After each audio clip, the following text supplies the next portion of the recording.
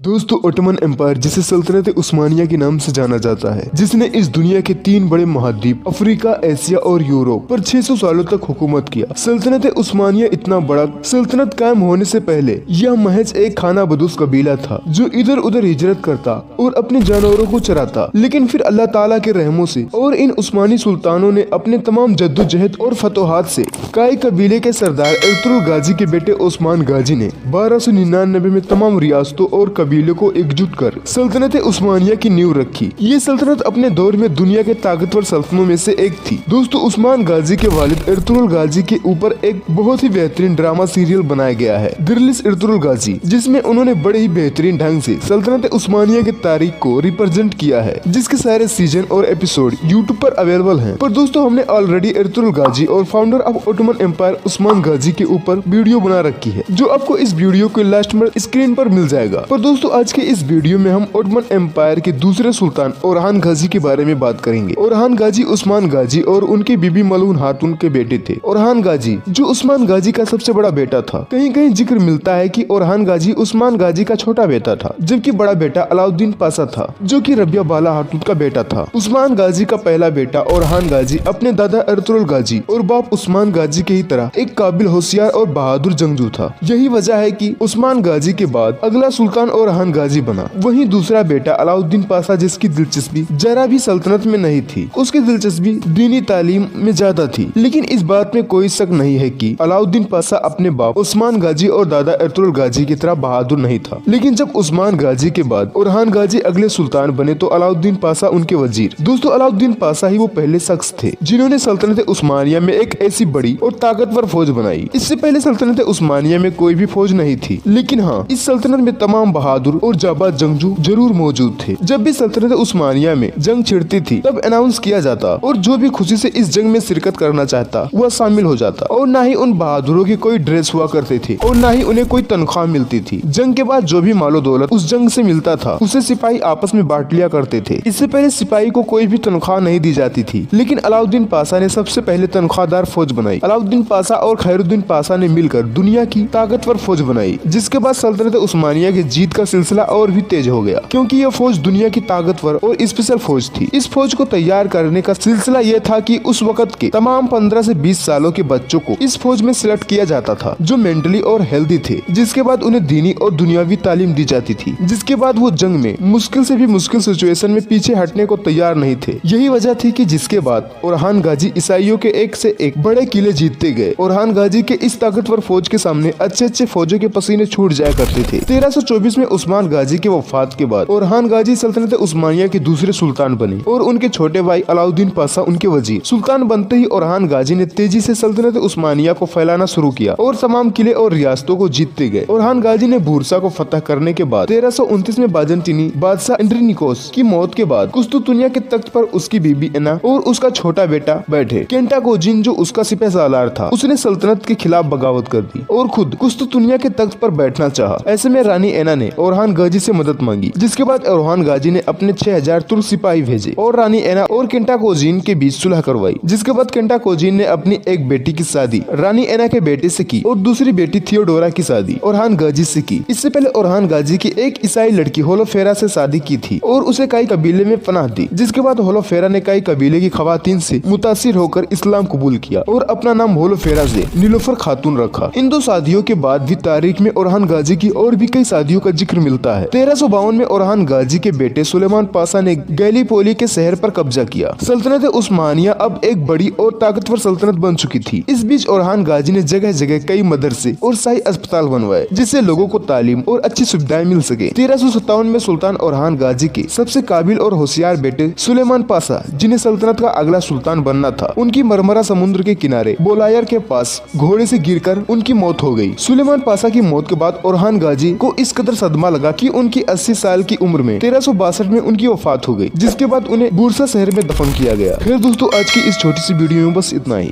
Video पसंद आया तो वीडियो को एक लाइक कीजिए और अपने दोस्तों के साथ एक शेयर, और इसी तरह के हिस्टोरिकल वीडियोस पाने के लिए हमारे इस चैनल को एक सब्सक्राइब करना मत भूलिएगा।